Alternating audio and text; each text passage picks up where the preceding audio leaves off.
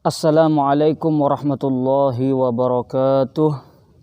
Bismillahirrahmanirrahim. Bismillah, alhamdulillah, wassalatu wassalamu ala sayyidina rasulillah Muhammad ibni Abdullah wa ala alihi wa sahbihi wa mawalah wa la hawla wa la quwwata illa billah. Rabbi syrah li sadri wa yassir li amri wa hlul 'uqdatam min lisani yafqahu qawli. Nawaina ta'alluma wa ta'lim wa tadhakkur wa tadhkir wa naf'a wal intifa' wal ifadat wal istifad wal hasa ala tamassuki bi kitabillah sunnati rasulih wa du'a ilal huda wa dalalata ala al khair ibtigha'a mardatihi wa sawabihi wa qurbihi subhanahu wa ta'ala. Marilah kita buka pengajian Qaidah Fikih ini yang perdana melalui online dengan pembacaan suratul Fatihah. Al-Fatihah ila hadrati habibina syafi'ina sayyidina rasulika Muhammadin sallallahu alaihi wasallam wa ala alihi washabihi dzurriyyati wa azwaji wa ahli baitul mujammil anbiya wal mursalin malaikatul muqarrabin ulama wa syuhada salihin. Wala hadu syekh al-muallif syekh al-ustaz Abdul Hamid Hakim usulih farahim nawarallahu dariham. Syaulillahi lana wa lahumul Fatihah. A'udzubillahi minasyaitonir rajim. Bismillahirrahmanirrahim. Alhamdulillahirabbil alamin. Arrahmanir rahim maliki yaumiddin. Iyyaka na'budu wa iyyaka nasta'in. Ihdinas siratal mustaqim. Suratul ladzina an'amta 'alaihim ghairil maghdubi 'alaihim waladdallin. Amin. Izinkan saya untuk menyapa kalian semua. Selamat sore semuanya. Bagaimana kabar? Jum'ah mubarakah, mudah-mudahan menjadi hari Jumat yang penuh berkah. Izinkan saya minum energen dulu. Bismillahirrahmanirrahim. Ajib. Langsung saja kita akan memulai atau melanjutkan pembahasan Qaidah Fikih. Terakhir dibuka yang ada kitab PDF atau yang bawa kitab, silahkan dibuka halaman 36. Kita sudah tuntas membahas tentang Qaidah Kubro yang terakhir, yaitu al-'adah muhakkamah. Sebelum kita melanjutkan, yuk kita ulang dulu yuk panca qawaid kubro, semuanya ikut. Panca qawaid kubro, semuanya ikut yang kompak. Panca qawaid kubro. 1. Al-umuru bimaqasidiha. 2. Al-yaqin la yuzalu bisyak. 3. Al-masyaqqatu tajlibut taysir. 4. Ad-dararu yuzalu. 5. Al-'adah muhakkamah. Oke, ketika kita sudah tuntas membahas 5 qawaid kubro tersebut, maka itu artinya kita sudah membahas poros universal yang menjadi pusat dari hukum-hukum fikih yang kita pelajari di dalam kitab-kitab fikih. Karena kalau kita telusuri, tidak ada hukum fikih atau mayoritas kebanyakan hukum fikih yang dirumuskan dalam kitab-kitab fikih pasti nanti akan kembali ke salah satu dari 5 kaidah tadi, baik ke kaidah kubronya maupun ke kaidah cabangnya. Maka pada hari ini kita akan melanjutkan, masih ada berhubungan dengan al-'adah muhakkamah. Kaidah yang terakhir adalah untuk menegaskan eksistensi dari sebuah tradisi atau kebiasaan masyarakat dalam penentuan sebuah hukum. Maka di sini kita akan masuk kepada qaidah as-saniyah wal 'ishrun. Berbunyi bismillahirrahmanirrahim. Qala al-muallif rahimahullahu ta'ala wa nafa'ana bihi wa bi ulumi fid dharain amin. Al-qaidah as-saniyah wal 'ishrun, kaidah yang 24 dari urutan kaidah yang ada di kitab. Pada hakikatnya ini adalah kaidah cabang dari kaidah kubro yang terakhir ya. Apa bunyi kaidahnya? Ma warada bihi syar'u mutlaqan wala dhabita lahu fihi wala fil lughati yurja'u fihi ilal 'urfi. Kita artikan, ma warada bihi syar'u, ma sesuatu, waroda yang datang, bihi kelawan emma, sopo asyar'u syariat, mutlakon kelawan mutlak, wala dhabitol dan tidak ada batasan iku maujud lahu maring emma, fihi ing dalam syara, wala fil lughati lan ora ing dalam bahasa, yurja'u moko dikembalikan apa ma fihi, yurja'u moko dikembalikan apa ma fihi maring maknane ma ilal urfi kepada tradisi. Apa maksud dari kaidah ini? Kaidah cabang ini, ketika ada sesuatu yang dibawa oleh syariat, anggaplah misalnya syariat memerintahkan sesuatu, di mana sesuatu tersebut ternyata tidak diberi batasan atau tidak diberi pengertian yang jelas di dalam terminologi syariat itu sendiri. Maka yang harus menjadi acuan adalah kita harus merujuk kepada pakar ahli bahasa dulu. Kalau di syariat tidak ada batasannya, kemudian merujuk ke pakar ahli bahasa juga tidak ada batasannya, maka yang terakhir yang menjadi penentu apa pengertian dari istilah tersebut adalah yang menjadi acuan adalah tradisi yang berlaku di masyarakat, ya. Kita ambil contoh misalnya ketika Allah mengatakan wa aqimus shalah wa atuz zakah. Teks aqimus shalah wa atuz zakah adanya di dalam teks syariat yaitu Al-Qur'an dan hadis. Maka konsekuensinya mengikuti kaidah ini dicari dulu maknanya di dalam syariat. Kita sudah mengenal hakikoh syar'iyyah, hakikoh lughawiyah, hakikoh urfiyah. Maka sekarang bagaimana cara kita menentukan makna dari suatu lafadz di dalam Al-Qur'an? Yang pertama hakikoh syar'iyyahnya dulu dicari karena ini teks ada dalam Al-Qur'an. Aqimus shalah, dirikanlah salat. Apa salat yang dimaksud bagaimana? Masih nggak jelas. Maka kita cari keterangan-keterangan di dalam hadis dan di dalam ayat-ayat yang lain yang menerangkan bahwa sholat itu rinciannya begini. Oh, ternyata Nabi menerangkan bahwa sholat itu bagi umat Islam diwajibkan 5 kali. Subuh 2 rakaat, zuhur 4 rakaat, asar 4 rakaat, maghrib 3 rakaat, dan seterusnya. Ketika makna hakikoh syar'iyyahnya sudah ada, maka selesai, itu sudah jelas. Begitu juga makna zakat. Ketika makna hakikoh syar'iyyahnya sudah ada, maka sudah jelas. Bagaimana ketika syariat membawa sesuatu, hakikoh syar'iyyahnya tidak dijelaskan, tidak ada batasan yang jelas di dalam syariat terhadap maknanya, maka merujuk kepada pendapat ahli bahasa. Oh, orang Arab menghendaki lafadz ini artinya apa? Kalau ternyata menurut pakar bahasa juga tidak ada batasannya, tidak ada dhobit yang jelas, maka baru dikembalikan kepada tradisi. Jadi urutannya harus 3 ya, syar'iyyah dulu, kemudian lughawiyah, baru kemudian urfiyah. Ayo kita langsung masuk ke contoh. Al-amsilah. Contohnya bagaimana? Minha. Al-iktifa fi niyatis sholati bil muqaranatil urfiyati bihaisu yu'addu yastahdiru lis-sholah. Minha. Kita masuk contoh yang kedua langsung. Nanti contoh yang pertama itu belakangan. Al-hirzu fis sariqah wat tafarruq fil bai' wal qabdi fih. Nah, ini kita akan langsung masuk ke 3 kasus. Di contoh yang kedua ini, yang pertama contohnya adalah al-hirzu fis sariqah. Kalau kita mengkaji fikih di bab belakang, fikih bab jinayah. Fikih bab jinayah itu dijelaskan bahwa haddus sariqah yang berupa potong tangan itu tidak sembarangan bisa dilakukan. Asal ada orang nyuri potong tangan, asal ada orang nyuri potong tangan. Enggak seperti itu. Ada persyaratan yang ketat. Saya sudah menerangkan sebelumnya yang namanya hudud di dalam syariat itu secara zahirnya memang keras, tetapi untuk penerapannya pun ada persyaratan ketat. Di antara persyaratan seorang sarik wasariqatu faqta'u aydiyahum, agar mereka dipotong itu apa? Banyak sekali. Di antaranya adalah al-hirzu fis sariqah. Hirzu itu bagaimana? Ketika seorang pencuri mencuri barang dengan kadar yang sudah ditentukan, kadar minimal sehingga dia berhak dipotong tangan, dan barang tersebut terletak di hirzu mislih. Kalau di dalam bahasa fikih itu bahasanya hirzu mislih, tempat penyimpanan yang sewajarnya, tempat penyimpanan yang layak. Bisa dipahami? Tempat penyimpanan yang layak itu apa? Enggak ada batasannya. Hirzu itu tempat penyimpanan yang layak.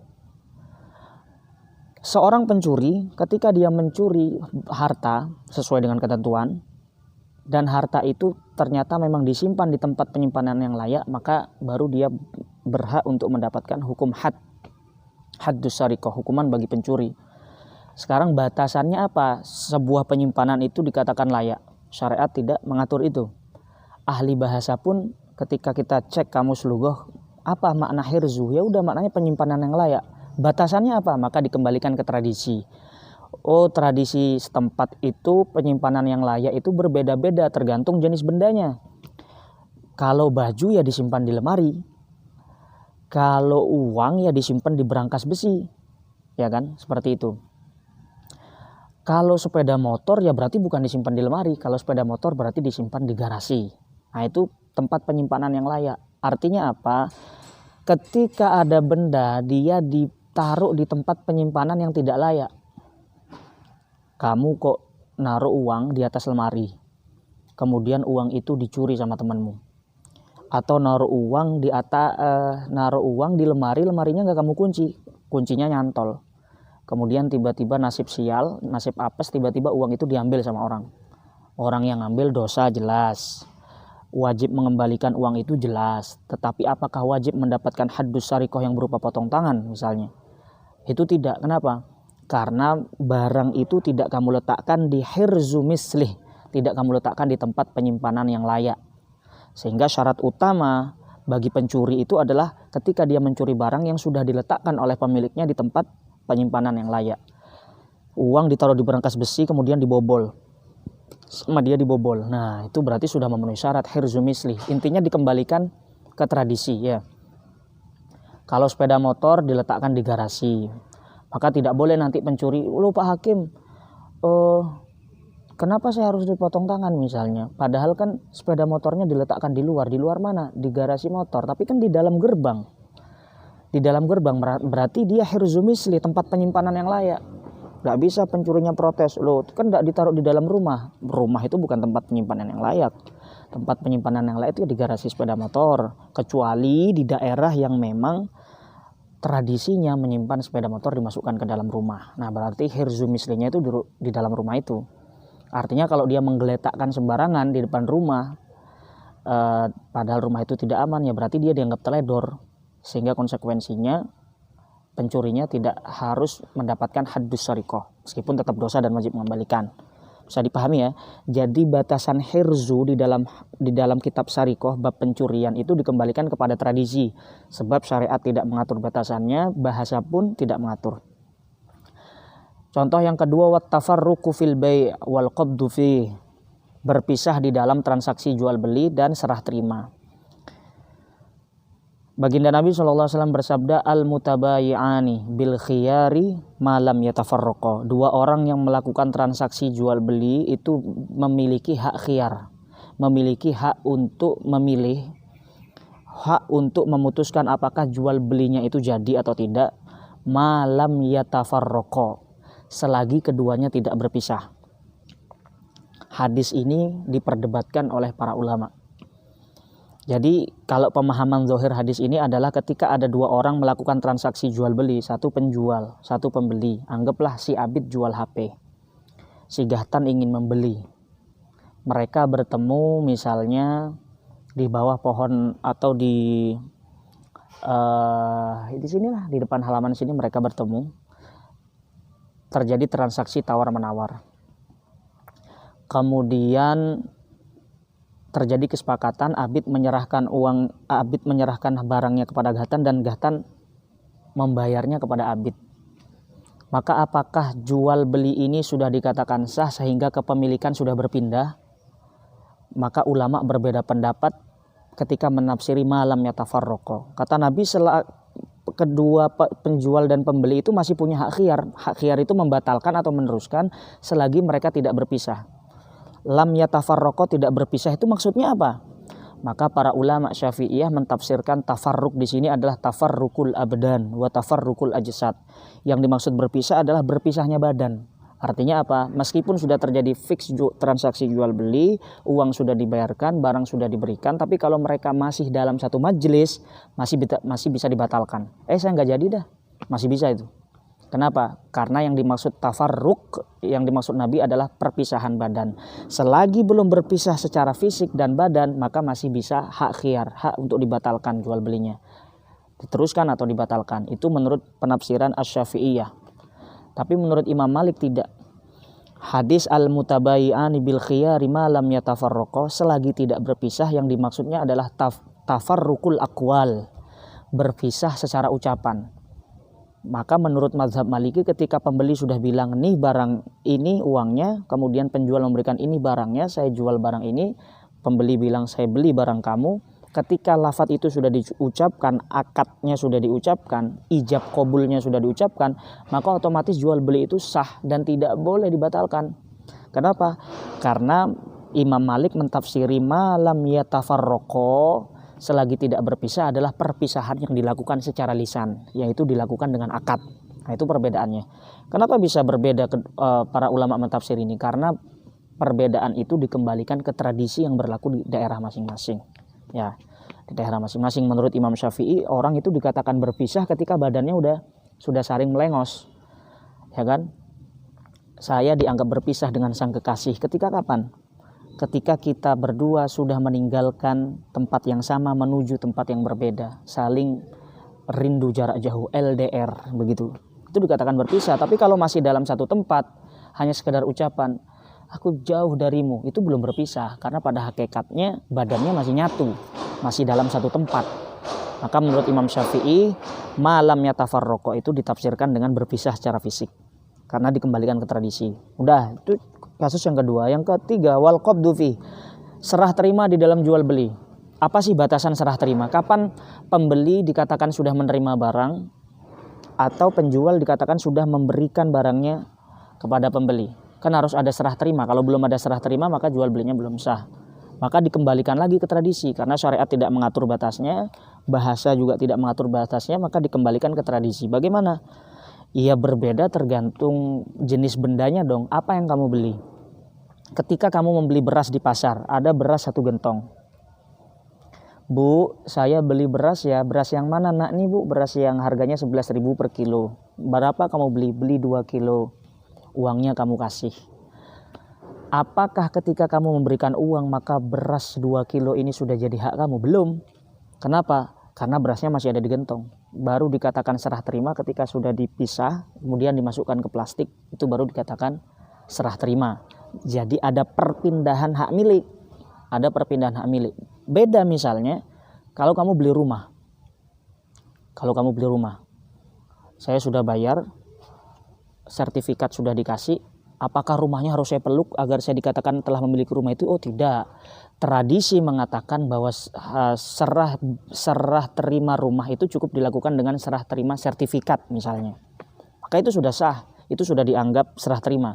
Atau ada tradisi di suatu daerah mengatakan serah terima dalam jual beli itu sudah bisa berlaku ketika ada kunci. Ketika saya membeli rumah maka dikasih kunci sama tuan rumah, maka sudah sah. Begitu ya. Jadi tidak semuanya satu jenis serah terima itu, tergantung jenis bendanya. Dan lagi-lagi dikembalikan ke tradisi. Udah. Wa minha, contoh yang terakhir. Al-bai'u bil mu'athah. Al-bai'u bil mu'athah, jual beli dengan melakukan mu'athah. Mu'athah itu apa? Ato yu'ati. Tasrif nih ikut wazan fa'ala yufa'ilu mufa'alatan ato yu'ati mu'atotan. Nah, mu'atotan. Mu'atotan. Gitu ya. Dari kata-kata ato. Ato itu artinya memberi. Berarti mu'atoh, lafadz yang mengikuti wazan fa'ala yufa'ilu itu bermakna saling. Doroba memukul. Kalau doroba yudoribu berarti saling memukul. Begitu juga ato yu'ati mu'atoh, artinya saling memberi. Maksudnya bagaimana? Ini yang terjadi sering banyak di negeri kita. Kamu pernah nggak kalau belanja di pasar gitu, ketika sudah menerima barang kamu bilang, "Mbok, saya beli barangnya," kemudian mboknya bilang, "Iya, saya jual barang saya." Jarang. Padahal secara fikih yang namanya akad itu harus dilakukan secara ijab qabul. Penjual mengatakan bi'tuka, kemudian pembeli mengatakan ishtaro itu. Ya. Itu syaratnya secara fikih. Kenapa? Karena kata baginda Nabi SAW, innamal bai'u antarodin. Jual beli itu harus dilakukan atas dasar saling ridho. Ridho itu kan letaknya ada di dalam hati. Bagaimana kita bisa mengetahui bahwa penjual ridho barangnya jadi milik saya dan pembeli ridho uangnya bisa dijadikan milik penjual? Kecuali harus ada bukti. Ridho itu sifatnya di hati. Kata Nabi, jual beli itu harus atas dasar saling ridho, saling sukarela. Sukarela itu kan letaknya di hati, maka harus dibuktikan. Pembuktiannya melalui apa? Melalui akad yang disebut dengan ijab qabul. Makanya di dalam fikih disyaratkan syarat sahnya jual beli itu harus ada ijab qabul. Ya, Sama seperti cinta. Cinta itu kan letaknya di hati. Bagaimana saya ingin mengungkapkan sebuah perasaan saya? Perasaan saya harus diungkapkan dengan apa? Agar ungkapan cinta saya dianggap sah. Maka saya harus mengungkapkan, bro, I love you. Bro, ana uhibbak. Aku cinta kamu, aku sayang kamu, dan sebagainya. Itu maksudnya ya. Karena ridho itu letaknya di hati, maka dia harus diungkapkan. Dan pengungkapannya itulah syarat sahnya beli, yaitu akad. Tapi yang terjadi di masyarakat apa? Bu, beli ini. Uang dikasih, matur suwun nggih. Kira-kira sah nggak tuh jual belinya? Inilah yang disebut dengan bai'ul mu'atoh. Tanpa ada akad, tanpa ada serah terima, tiba-tiba penjual memberikan ke pembeli, pembeli memberikan uang ke penjual. Saling memberi, makanya disebut dengan bai'ul mu'atoh. Tanpa akad saling memberi. Bagaimana hukumnya? Khilaf. Di dalam mazhab Syafi'i ada khilaf. Pendapat mu'tamad mengatakan jual beli yang semacam itu tidak sah. Ya, tidak sah. Kenapa? Karena tidak ada bukti bahwa pembeli itu ridho dan penjual itu ridho memberikan barangnya.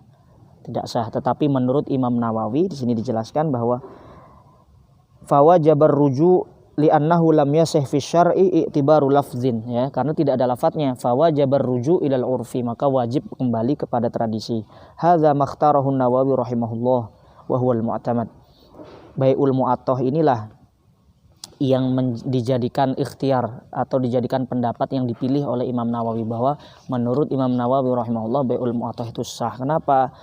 Karena tradisi yang ada di masyarakat. Mana mungkin ada penjual memberikan barangnya sama pembeli kalau dia sendiri nggak mau, kalau dia sendiri nggak rela? Mungkin nggak secara akal. Ada nggak orang yang memberikan uangnya kepada penjual kalau dia nggak rela uangnya diberikan kepada penjual? Ya nggak tahu. Ketika kita sudah memberikan barang pada orang dan orang itu memberikan uang sama kita, secara nggak langsung itu merupakan bukti bahwa dia ridho barangnya berpindah tangan kepada orang lain. Maka menurut Imam Nawawi, meskipun tidak ada lafadz, itu sudah dikatakan sah bai'ul mu'atoh. Atau analogi yang lebih sederhana, mengungkapkan cinta itu nggak harus dengan kata-kata. Sesuatu yang di hati, cinta, sayang, itu nggak harus dengan kata-kata, bro. Bisa dengan perbuatan. Contohnya dengan apa? Dengan tekerlingan mata. Misalnya begitu, ya kan? Atau ada orang yang pandai mencintai tapi tidak pandai merangkai kata-kata, ya kan? Tapi dia buktikan cintanya dengan apa? Dengan perbuatan. Dia buktikan cintanya dengan perbuatan, dengan perhatiannya, dengan mendoakannya di kala malam. Lah itu kan bahkan lebih keren banget kan? Karena menurut Imam Nawawi bai'ul mu'atoh sah. Udah. Contoh yang pertama, al-iktifa fi niyatis shalah bil muqaranah al-urfiyah bihaitsu yu'addu yastahdiru lis-shalah. Bro, kalau kita mau ngikutin standar fikih, niat itu tempatnya ketika takbiratul ihram. Allahu akbar. Ya. Allahu akbar. Takbiratul ihram itu dari lafaz hamzah sampai ra. Allahu akbar. Maka dari hamzah sampai ra tempat niat itu di situ. Ya, para fuqaha berdebat. Ada yang mensyaratkan dari hamzah sampai ro itu harus ada niatnya terus. Allahu akbar. Harus menghadirkan niat terus. Inilah yang menjadi penyebab was-was sebagian orang. Karena dia terlalu mengikuti pendapat yang mempersyaratkan niat itu secara ketat. Karena niat itu harus ketika takbir, maka dari hamzah sampai ro menghadirkan niat terus. Sholli fardhu dzuhur Allah. Ulang lagi. Allah. Akhirnya nggak jadi sholatnya. Ya, karena itu Imam Ghazali rahimahullah mempersyaratkan yakfi bil muqaranah urfiyah. Niat itu memang harus menyertai takbiratul ihram. Muqaranah itu qarana yuqarinu muqaranatan. Nah, muqaranatan itu artinya menyertai. Tasrifnya qarana itu ini qarana yuqarinu muqaranah. Kalau kita ngikutin pendapat ulama yang mengatakan harus menyertai takbir dari awal sampai akhir, betapa susahnya sholat itu. Maka kata Imam Ghazali cukup muqaranah urfiyah. Cukup menyertai orang itu sekiranya dianggap sudah niat, gitu aja. Ketika ada orang sholat, berangkat dari rumah menuju ke masjid, di dalam hatinya ada terbersit niat enggak kalau dia mau sholat zuhur misalnya? Ada dong. Maka ketika sudah masuk masjid, takbir Allahu Akbar. Cukup. Ya. Allahu Akbar, gak harus terlalu kaku dari awal sampai akhir. sudah ada bersitan aja ketika takbir hatinya bahwa dia sekarang lagi sholat usolli fardhu zuhur, selesai. Itu namanya muqaranah urfiyah. Tidak usah terlalu kaku mentang-mentang waktunya niat itu adalah takbiratul ihram dari awal sampai akhir ya. Udah selesai kaidah. Dengan berakhirnya kaidah ini maka berakhir pula kaidah kubro kita yang 5 ya. Alhamdulillahirabbil alamin. Maka selanjutnya kita akan membahas kaidah yang di antara kaidah-kaidah yang akan kita bahas, ada yang bisa dimasukkan menjadi cabang kaidah yang sebelumnya, ada yang kaidah ini berdiri sendiri. Maksudnya berdiri sendiri adalah para fuqaha mencari permasalahan fikih yang tidak masuk di 5 kaidah itu ternyata bisa dikumpulkan pada kaidah tersendiri. Pada kaidah tersendiri sehingga dibentuklah kaidah baru. Kenapa tidak masuk kaidah kubro? Karena dia tidak mencakup di semua bab. Bisa dipahami nggak? Kalau kaidah kubro 5 itu, cabang-cabang permasalahan fikihnya bisa kita temukan di hampir setiap bab dalam ilmu fikih. Al-umur bimaqasidihha, dari bab ibadah, bab nikah, muamalah, jinayah, semuanya akan masuk. Maka jadi kaidah kubro. Dan 5 itu rata-rata seperti itu. Nah sekarang ada permasalahan-permasalahan yang tidak bisa dicabangkan ke 5 kaidah kubro ini, tapi dia memiliki furu' yang banyak, tapi tidak universal di semua bab. Maka oleh ulama dimasukkan ke dalam kaidah tersendiri. Nah, kita akan membahas kaidah yang ini sekarang, bukan kaidah kubro dan bukan kaidah cabangnya. Yang pertama kita bahas adalah al-ijtihadu la yunqadu bil ijtihad. Al-ijtihad la yunqadu bil ijtihad, yaitu ijtihad tidak bisa dibatalkan dengan ijtihad. Tarik, lihat waktu. Ijtihad itu tidak bisa dibatalkan dengan ijtihad. Maksudnya bagaimana? Li'annal ijtihad atsani laisa aqwa minal awal, karena ijtihad yang kedua tidak lebih kuat daripada yang pertama, posisinya sama. Kaidah ini mengatakan bahwa ini sebenarnya dasar toleransi di dalam fikih Islam ya, bahwa setiap perbedaan pendapat yang dirumuskan oleh para fuqaha itu pasti berdasarkan dalil, pasti berdasarkan metodologi ijtihad yang sah. Sehingga meskipun hasilnya berbeda, maka dia harus tetap dihargain. Harus dihargain. Tidak boleh ijtihad yang ini membatalkan ijtihad yang sebelumnya. Ijtihad yang baru membatalkan ijtihad yang lama, tidak bisa. Ya. Jadi al-ijtihad la yunqad bil ijtihad. Hasil yang telah diputuskan berdasarkan ijtihad yang sebelumnya tidak bisa digugurkan oleh ijtihad yang datang belakangan meskipun hasilnya berbeda. Ya. Contohnya apa? Al-amsilah. Lau taghayyara ijtihadun fil qiblah amila bisani wala qada'a hatta law shalla 4 rakaat li 4 jihatin fala qada'a. Contoh nih. Ketika ada seseorang tersesat di hutan. Orang tersesat di hutan, nggak bawa kompas, nggak bawa HP, ataupun kalau bawa HP nggak ada sinyal sehingga nggak bisa ngakses Google Map. Dia mau sholat, barat mana ya? Barat mana ya? Nggak tahu, nggak ada tanda-tanda di tengah hutan kok. Maka dia wajib beristihad. Beristihad itu mengerahkan kemampuan sekuat tenaga untuk mencapai zon yang tinggi bahwa ini loh kiblat ke arah sini.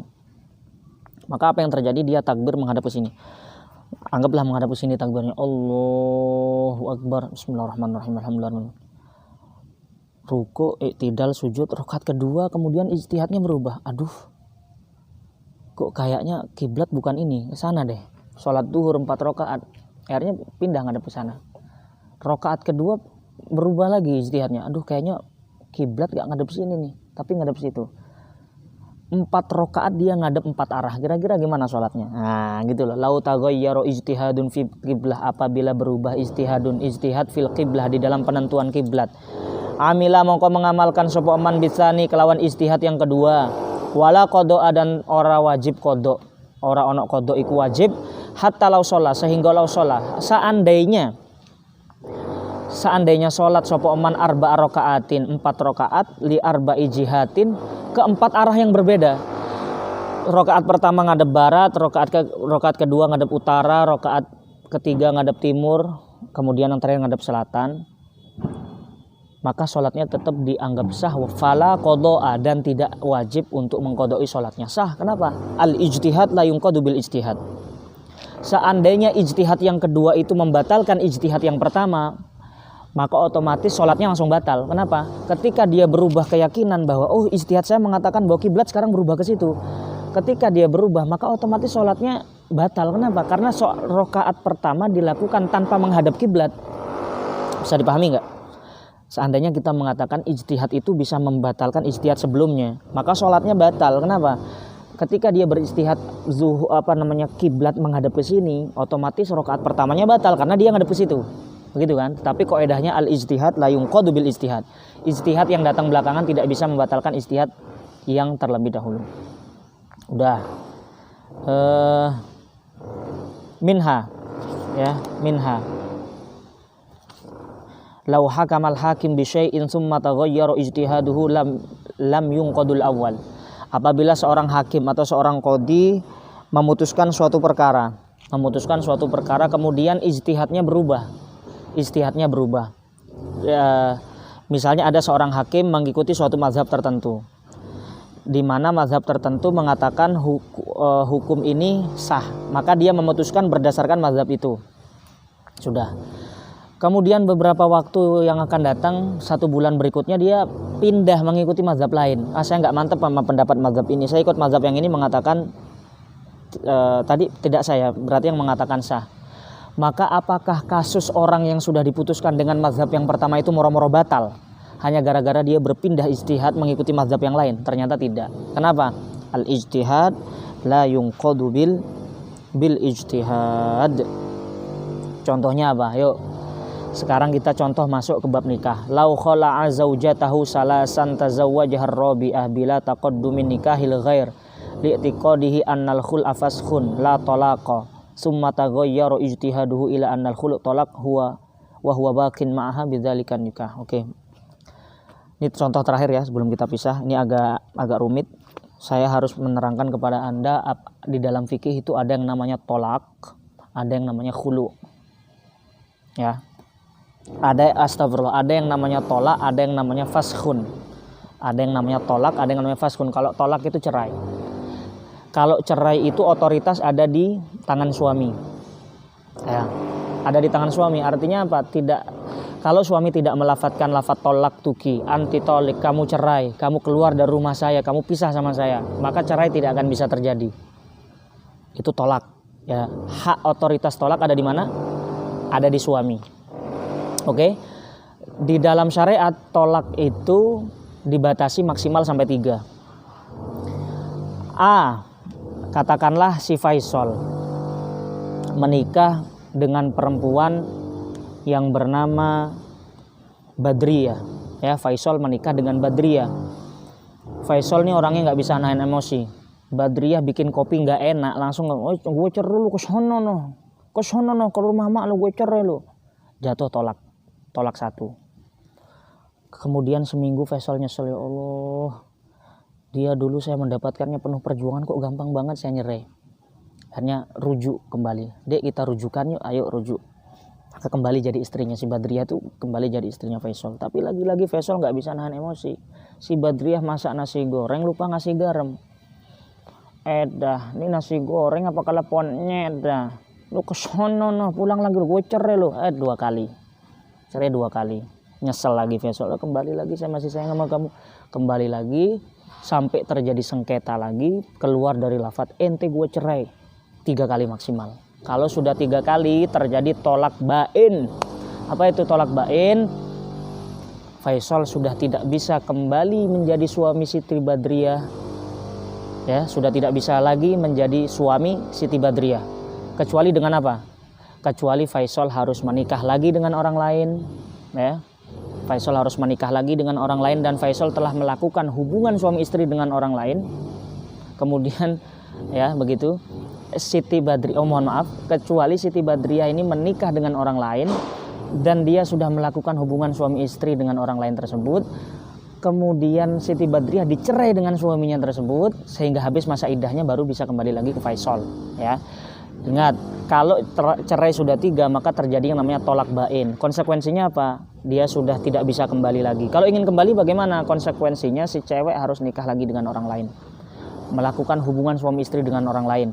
kemudian oleh orang lain tersebut dicerai. Badriah dengan suami barunya dicerai, setelah cerai melakukan masa iddah sampai bersih masa iddahnya baru bisa kembali ke Faisal. Itu konsekuensi dari tolak. Ada lagi istilah perpisahan suami istri di dalam bab nikah itu bukan hanya tolak.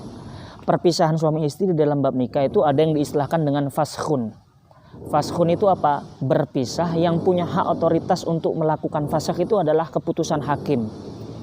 Kalau tolak keputusan siapa? Suami. Kalau fasakh keputusan siapa? Keputusan hakim. Kita ingat di awal-awal di dalam kaidah ad-doror yuzal di antara contohnya apa? Boleh bagi istri menggugat fasakh kepada hakim, mohon maaf, ketika suaminya memiliki penyakit. Yang penyakit itu bisa mencegah mereka merasakan kebahagiaan suami istri. Ya. Melakukan fasakh. Ketika hakim sudah meneliti ternyata penyakit itu ada pada diri suami, maka hakim ngetok palu. Dipisah. Nah, pisah itu namanya bukan tolak, tapi namanya fasakh. Fasakh itu ada batasnya enggak? Ya enggak ada batasnya. Orang setelah difasakh kemudian dia ingin nikah lagi akad baru, tapi enggak dihitung 1 2 3 gitu, enggak. Beda dengan tolak. Kalau fasakh enggak ada hitungannya. Ya. Sekarang pertanyaannya adalah khulu. Ada kasus baru jenis perpisahan di dalam bab nikah, perpisahan suami istri yang namanya khulu. Khulu itu apa? Khulu itu suami menebus istri. Misalnya begini. Istri menebus dirinya sendiri, Dek, kalau kamu mampu bayar ke saya 10 juta, berarti kamu otomatis pisah dari saya. Ya. Kalau kamu mampu bayar 10 juta, kamu otomatis bukan istri saya. Ini namanya khulu, karena si istri akan menebus dirinya sendiri. Maka kemudian istri, ya mas, ini mas 10 juta. Karena dulu mahar saya mungkin 10 juta nih, saya ganti. Maka otomatis berpisah. Pertanyaannya, ketika terjadi proses khulu yang seperti ini, dia dianggap fasakh apa tolak? Ya. Dia dianggap fasakh apa tolak? Konsekuensinya beda dong. Kalau khulu itu dianggap tolak, maka dia mendapat hitungan 1, 2, 3 masuk ke dalam hitungan. Tapi kalau khulu itu dianggap fasakh, maka tidak masuk hitungan.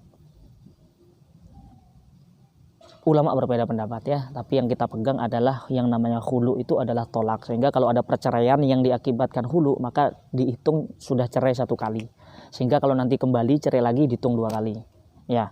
Sekarang ada hakim, suami istri datang ke mahkamah. Suami istri datang ke mahkamah, minta putuskan kasus, ada kasus khulu. Kasusnya khulu. Si hakim ini mengikuti pendapat yang mengatakan bahwa khulu itu adalah fasakh, bukan tolak. Kalau mengikuti pendapat yang khulu itu fasakh, maka perceraian mereka dihitung nggak dihitung, ya. Artinya setelah khulu itu kemudian nikah lagi sampai 3 kali bahkan. Sampai 3 kali, ya, maka tetap sah. Sekarang si hakim berubah pendapat. Wah, saya mengikuti pendapat Mu'tamad Madzhab Syafi'i yang mengatakan bahwa khulu itu tolak. Saya berubah mazhab dalam pendapat ini, saya mengatakan bahwa khulu itu adalah tolak. Maka kan harus dihitung. Harusnya kalau memang begitu, orang yang datang suami istri tadi yang sudah diputuskan khulu itu pernikahannya harusnya sudah nggak sah dong. Kenapa? Karena dia setelah khulu nikah lagi, dikhulu lagi, nikah lagi, sampai lebih dari 3 kali. Harusnya nggak sah. Kenapa? Karena kalau mengikuti pendapat yang khulu itu adalah tolak, maka dia sudah lebih dari 3 kali. Persyaratannya harus nikah dengan orang lain dulu. Tapi apakah begitu? Tidak. Al-ijtihad la yunqadu bil ijtihad. Karena keputusan yang pertama berdasarkan ijtihad hakim yang pertama mengikuti pendapat bahwa khulu itu seperti fasakh, tidak dihitung. Maka ketika dia berubah pendapat, khulu itu tolak, maka pendapat barunya ini hanya berlaku bagi pasangan suami istri yang mengangkat kasus itu di kemudian hari. Sedangkan kasus yang sebelumnya tidak dibatalkan, ya. Tidak dibatalkan. Makanya di sini dikatakan lau khala azaujatahu salasan. Apabila ada orang menghulu istrinya 3 kali, ditebus 3 kali, ini nikah lagi, tebus lagi, nikah lagi. Tazawwajah ar-rabi'ah, dinikahi untuk keempat kalinya. Kalau menurut pendapat Syafi'i, ini udah nggak boleh. Kenapa? Karena khulu itu tolak. Seperti orang yang sudah mencerai 3 kali, nggak boleh. Bila taqaddumin nikah, tanpa ada pernikahan dengan orang lain. Bila taqaddumin nikahil ghair, tanpa ada didahului pernikahan dengan orang lain. Li'tiqadihi annal khul'a faskhun, karena si hakim itu berkeyakinan bahwa khulu itu statusnya fasakh, la tolak, bukan tolak. Summa taghayyara ijtihaduhu, kemudian berubah ijtihadnya, taghayyar ijtihaduhu ila annal khulu tolak, bahwa khulu itu statusnya tolak. Harusnya dihitung bilangan cerainya. Maka statusnya bagaimana? Batal nggak pernikahan yang keempat itu, yang setelah khulu 3 kali kemudian nikah lagi tanpa menikah dengan orang lain? Batal nggak? Karena dia ijtihadnya sudah berubah. Wa huwa bakin ma'aha bidzalika nikah, statusnya tetap dianggap sah. Karena apa? Karena keputusan hakim menetapkan dia itu berdasarkan ijtihad yang pertama, bahwa khulu itu termasuk fasakh, bukan tolak, tidak bisa dibatalkan dengan ijtihad barunya.